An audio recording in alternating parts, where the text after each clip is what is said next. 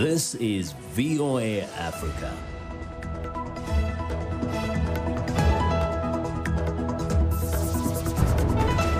Hello, I'm Esther Githui-Ewart. It's Friday, April 17th. This is Africa 54. Due to the global outbreak of COVID-19, Voice of America is taking every necessary precaution to safeguard its employees. So our broadcast will look a little different today and in the near future as we, out of an abundance of caution, reduce our staffing at our VOA headquarters here in Washington. We're working to help keep you informed about what's going on, and we appreciate you staying with us on Africa 54. China on Friday says due to data discrepancies in early testing, more people died in Wuhan in its COVID-19 crisis than originally thought. Health officials in Wuhan, the epicenter of the contagion in China, raised its death toll by more than 50%, saying in a statement that nearly 1,300 people had died in the outbreak, bringing the total to just over 3,800 people. Total cases there now top 50,000. International health officials say they've been skeptical of China's initial reports of cases and fatalities, saying their statistics were low compared to those of other countries. There are now more than 2 million confirmed coronavirus cases worldwide and at least 150,000 deaths, according to Johns Hopkins. The United States has more than 677,000 cases and nearly 35,000 deaths, according to the World Health Organization. New York State accounts for 1/3 of the U.S. cases. Health officials say the coronavirus curve in the U.S. is flattening, but the epidemic is far from over. Turning to Africa, where there are 17,000 confirmed cases of the COVID-19 disease and about 900 deaths, according to Mashidiso Moeti, director for the WHO's Africa region. Meanwhile, Nigerian security forces have killed 18 people in 2 weeks while enforcing lockdowns imposed to halt the spread of COVID-19, according to the National Human Rights Commission. Nigeria has recorded over 400 confirmed cases of the coronavirus and 12 deaths. In Kenya, a Catholic priest has been charged with spreading COVID-19, the second person to face such charges in the country. Authorities say he failed to adhere to coronavirus quarantine rules following a visit to Italy. U.S. President Donald Trump is doubling down on his decision to suspend funding to the World Health Organization, blaming it in part for not doing enough to stop the global coronavirus pandemic and for being too lenient on China. White House correspondent Patsy Widakuswara has the latest. President Donald Trump on Wednesday confirmed that his administration is suspending funding for the World Health Organization pending a review, again accusing the UN body of being China-centric. Trump attacked the WHO for objecting to his travel ban from China, which he implemented in late January and has often touted as a decisive step to contain the coronavirus. WHO's guidance had failed to control their borders at a very crucial phase, quickly unleashing the contagion around the world. That was a horrible, tragic mistake, or perhaps they knew. In the early stages of the pandemic, Trump praised China and the WHO, but shifted his tone and threatened to suspend funding early last week. The U.S. is the WHO's main donor, distributing over $550 million last year, almost 15% of all contributions. The second and third biggest donor is the Bill Gates Foundation and the Gavi Alliance, both owned by American philanthropist Bill Gates. In a tweet, Gates condemned Trump's decision, calling it dangerous. There are many critics of the WHO who say its response to the pandemic has fallen short. Several countries also disregarded the WHO's guidance and imposed travel restrictions on Chinese visitors early in the outbreak.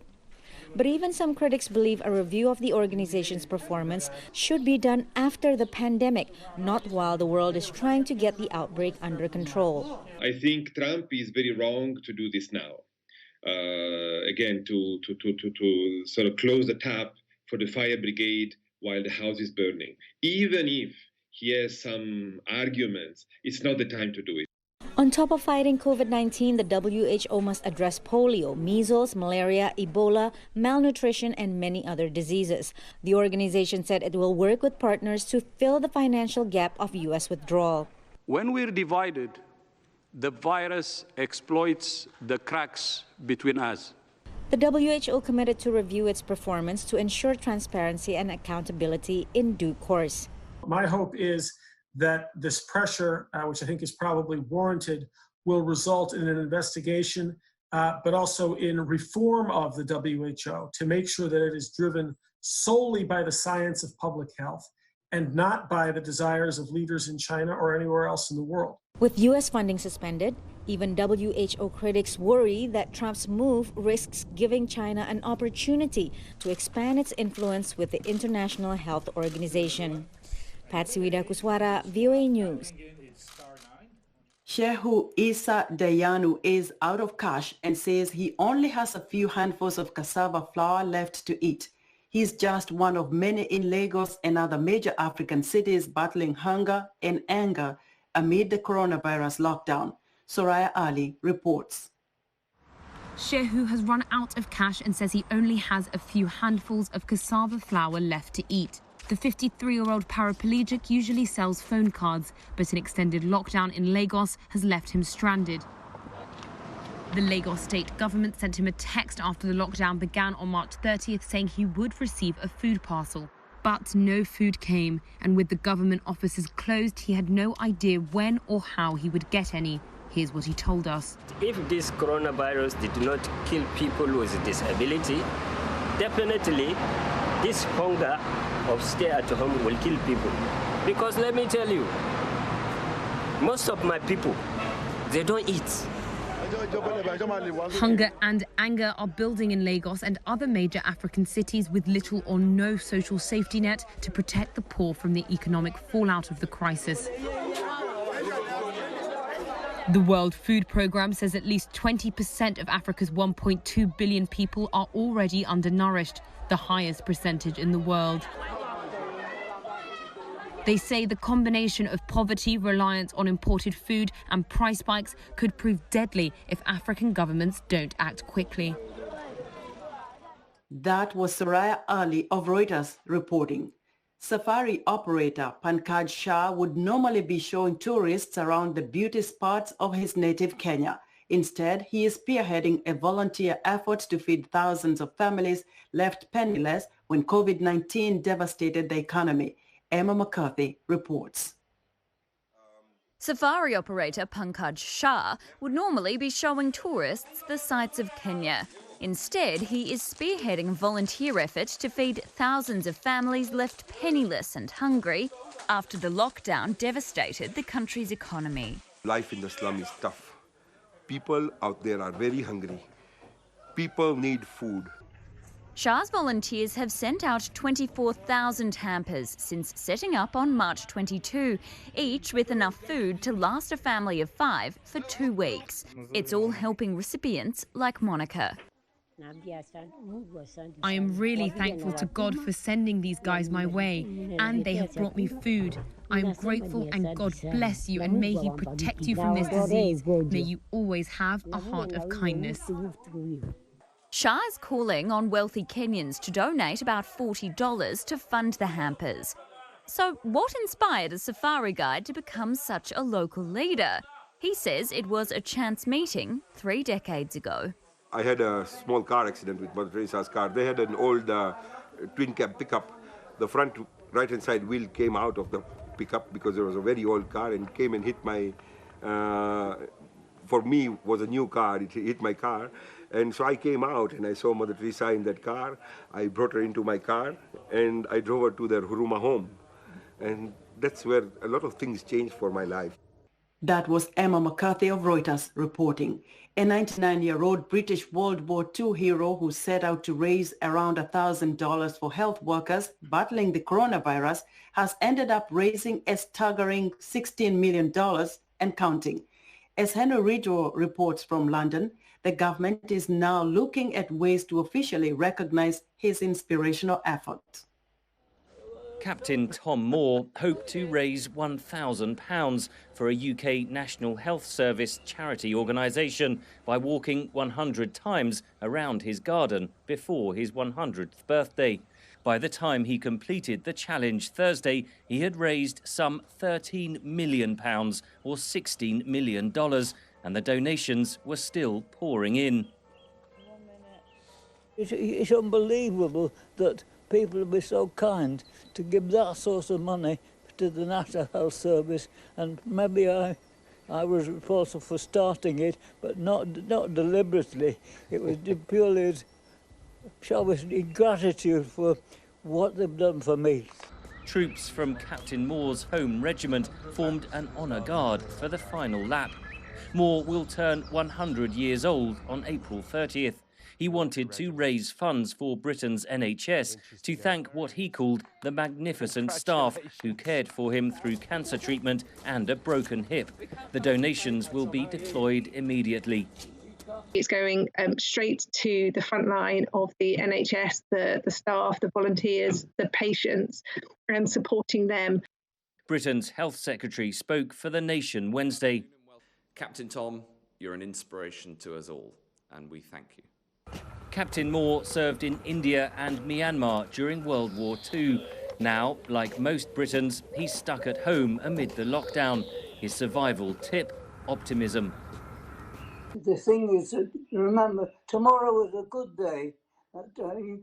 Tomorrow you'll maybe find everything be much better than today. Wise words from an inspirational man whose fundraising efforts will help save lives and who proves one person can make a big difference. Henry Ridgewell for VOA News, London. For most Americans, quarantine means staying at home as much as possible and waiting. But pregnant women have bigger problems. Can the virus be transmitted from mother to a new baby? Can infected mothers breastfeed? And how to keep the new babies safe? Anna Nelson reports the story narrated by Anna Rice. Strict quarantine has been imposed in most of the U.S., and elective surgeries have been postponed to free up hospitals. But some things cannot be rescheduled, for example, giving birth. We understand why there's all these extra precautions. The doctors and nurses are getting sick as well, and it's not fair to them, and they're short-staffed. We get all of that, and it's really hard. So it's so personal to us, though. So it's hard to, to balance the two together between people's safety and then our emotions and what we're going through. So Sonia Menon and Jason Scheller are expecting their first child in just a few weeks. Like many couples, they hope to be together when the baby is born, something that's widely practiced in the U.S. However, due to the pandemic, one by one, New York City hospitals stopped allowing the woman's partner to be present in the maternity ward. To be present for the birth of my child? Yeah. I don't even know how to put into words how much and why that's important. Facebook groups dedicated to the topic have been welcoming new members. On top of sharing their worries and experience, they shared blogs and articles dedicated to home births. Within days, the pressure from the scared women got to a critical point, as an online petition was signed by hundreds of thousands of New Yorkers. The state's governor, Andrew Cuomo, then issued an order allowing one companion into the maternity ward. Expectant mothers in New York felt relieved. However, all future parents have to follow a strict procedure. Before being admitted, both parents get express tested for COVID-19 and will be retested every 12 hours until the birth. If the partner remains negative, they will be allowed inside. They did say that if Sonia tests positive, she would be separated from the baby pretty much as soon as she's born, so that they can take care of the baby and try to prevent the spread to the baby. Pregnant women are believed to be in the risk group.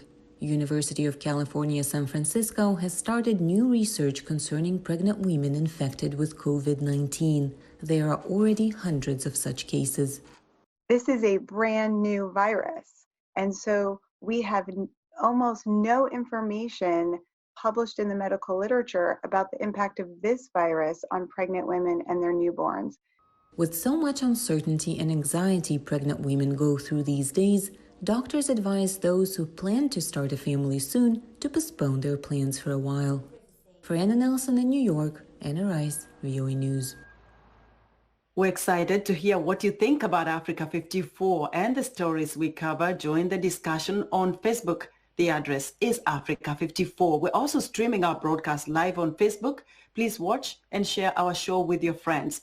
Also check out our headlines 24/7 on voaafrica.com. Still to come, a Facebook performance by one of Mali's popular bands We'll be right back after this short break.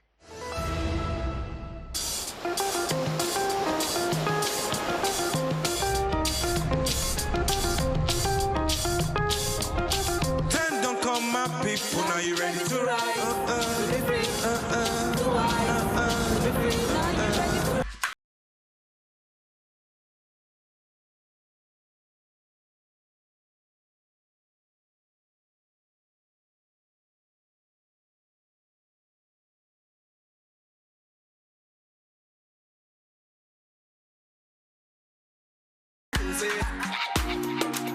Few kids,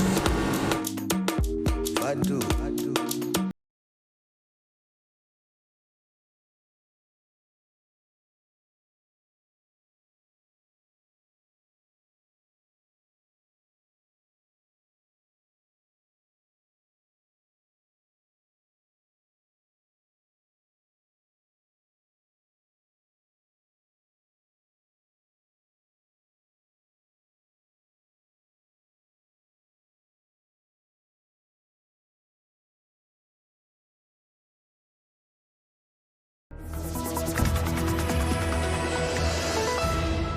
Welcome back to Africa 54. As countries around the world cope with COVID-19, Venezuela is among some of the nations that is especially unprepared to deal with the potentially devastating impact of the pandemic. The South American country's top hospital lacks almost everything to care for patients. Medical staffers say their hospital isn't prepared, while the mother of a sick toddler is cared for her baby. Christina Smith narrates this report from Caracas by Rafael Hernandez. Medical professionals in Venezuela are concerned over the increase of coronavirus cases because of the lack of equipment, installations, and personnel to treat the emergency. With conditions the way they are now at the hospital, we can't face the coronavirus as we should. We don't have hats, gloves, protection suits, nothing at all. One of the big challenges is the lack of medical supplies. That is why some hospitals in Caracas are just admitting critical patients. My daughter suffers from heart disease. She contracted pneumonia in the left lung. We went from hospital to hospital. The doctor suspected she had COVID-19. Even though Joana Cortez's daughter was a possible case of coronavirus, doctors couldn't confirm it due to the lack of tests. In this room, we have no electricity. We have no water. We didn't have protective suits. No gloves, no alcohol, nor sanitizer gel. I'm worried because my daughter is vulnerable. This is no place for my daughter or any patient because of the conditions that we have here. Doctors and nurses at the Hospital Universitario in Caracas say that since the coronavirus was declared a pandemic by the World Health Organization, they have not received enough information on how to deal with the disease. Most of them say that without social media, they wouldn't have any information, adding that none of them feel protected to deal with patients. For Rafael Hernandez in Caracas, Venezuela, Cristina Caicedo-Smith, VOA News. As parents feel the stress of juggling working from home and homeschooling their children during the COVID-19 pandemic, grandparents are pitching in to help. VOA's Elizabeth Lee has the details on how one grandfather is teaching his grandchildren. We're going to learn a bit about how they work. Television editor Jason Smith has two daughters, 8 and 4 years old.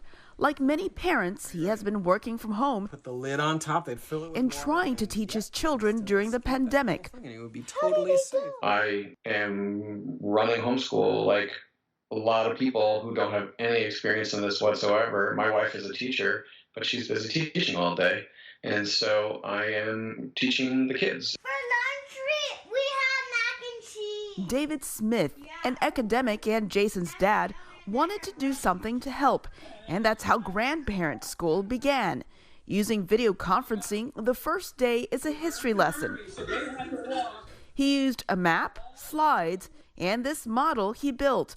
This battle at the start of the American Revolution shows the fight at the Old North Bridge in Concord between the British and the colonials in Massachusetts. And then I like to end up with something real, like the diorama, where I could actually point to things that I think may have what it may have looked like. No cars, no trucks. He tries to describe it in a way that is fun and relevant to his granddaughters. This happened in a far, far away and a long time ago. Something they were familiar with because the girls have watched Star Wars, at least the first or second, whatever. They've watched some of them. So they know that concept. And so we had the evil empire and the rebels. They were rude. You know, they're 4 years old and 8 years old. Both of them had a lot of questions. They had a lot of comments, which kind of surprised me. Is the water real? But it was fun. I think they may have learned something. Smith is already preparing for his next 20-minute lesson on riverboats, using the model he made during the pandemic as a teaching tool. Elizabeth Lee, VOA News, Los Angeles. Virtual reality experiences transport and thrill viewers into a world of new sights and sounds. But what about taste? One artist is attempting to bring the sense of taste to VR. VOA's Tina Trin reports. Virtual reality's immersive experience is a sensation for the eyes and ears. Now, Aero Banquet's RMX will target your taste buds. It's one of the first experiments where we are mixing VR and food. Spirit House in New York, Mattia Casaleño has created a VR dining experience that lets guests taste food in a new way. We are so much used to eat with our own eyes, of course, right? Whenever we go to a restaurant, for example, we sort of already have an idea of how things might taste like, right? If I order a particular item versus particular things, I start to have expectations. With this VR experience, guests should expect the end. Think of the first time you ever bit your lip. This is what it tastes like. In virtual reality, the quote-unquote food is represented by abstract 3D shapes that correspond to real-life bites prepared on site. Guests can interact with these virtual shapes and forms, and then literally eat them. Like the whistle that the wind makes blowing through a door lock on a cold autumn afternoon. I think nobody can actually explain this concept to anybody in words. You have to experience it. Actions in the physical world correspond with those in VR via motion tracking cameras in the headset. They're able to bridge the gap between the virtual world and the real world, and what impact it has when you introduce food into this experience. All of a sudden, the virtual world it felt less virtual. Having that disconnection but reconnection with food through this digital representation of it made you kind of think about flavor and texture and sensation in a different way. A feast for all of the senses. Tina Trin, VOA News, New York.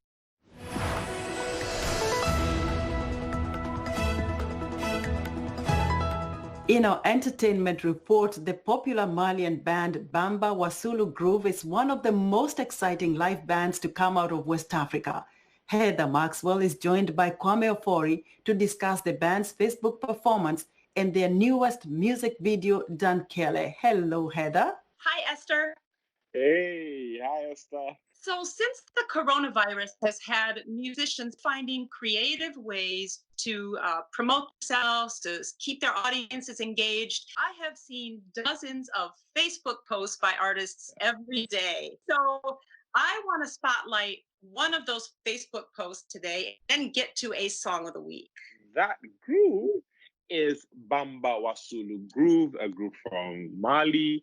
And the reason why we like them is that they announced, on their socials that they've canceled their European tours.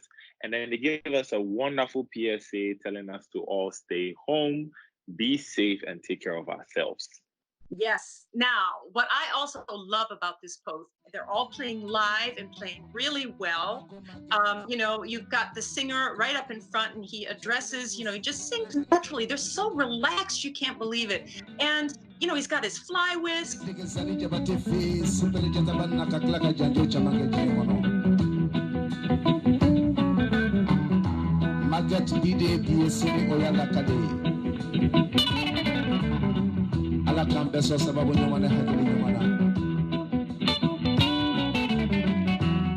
a beautiful video, a chill vibe, and they left, a link for us to see one of their videos and enjoy it.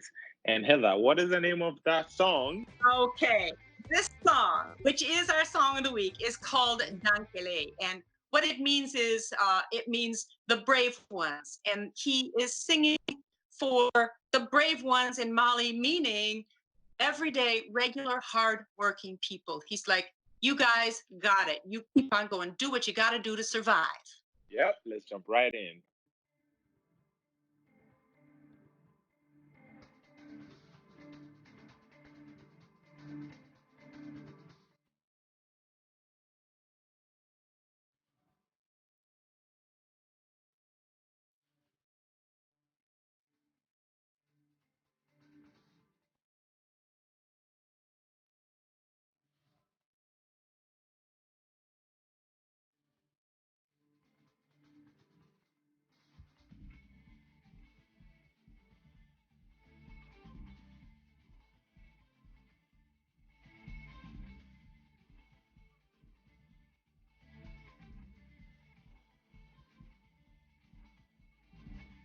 Kwame, so what do you think? I love the strings from the bass guitar to the lead guitar and in that traditional sense. And I know you've lived in Mali, in Bamako, so you probably can relate a lot to it. I totally relate, but I feel like I'm getting transported back to Bamako.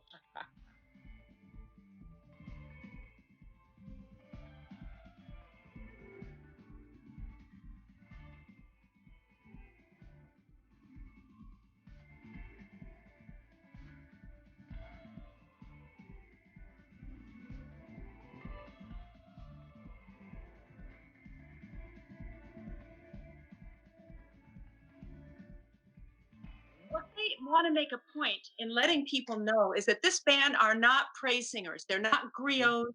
Mm-hmm. They don't sing praises of people or the history like that, the Mande griots. They're popular Bambara musicians, and they sing about whatever. These guys compose their own music. It's music of the people, the regular everyday people. So it's a different type of Malian music than many of us are aware of. That's cool. That means Malian pop music with the funk.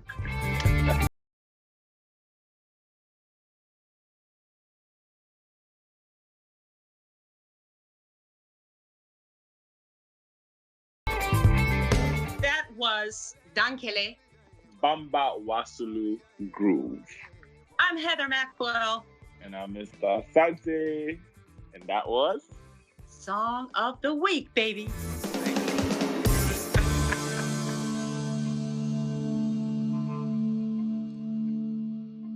And that's our show for today. Be sure to watch Africa 54 on our website at voaafrica.com. From all of us here in Washington, have a great weekend.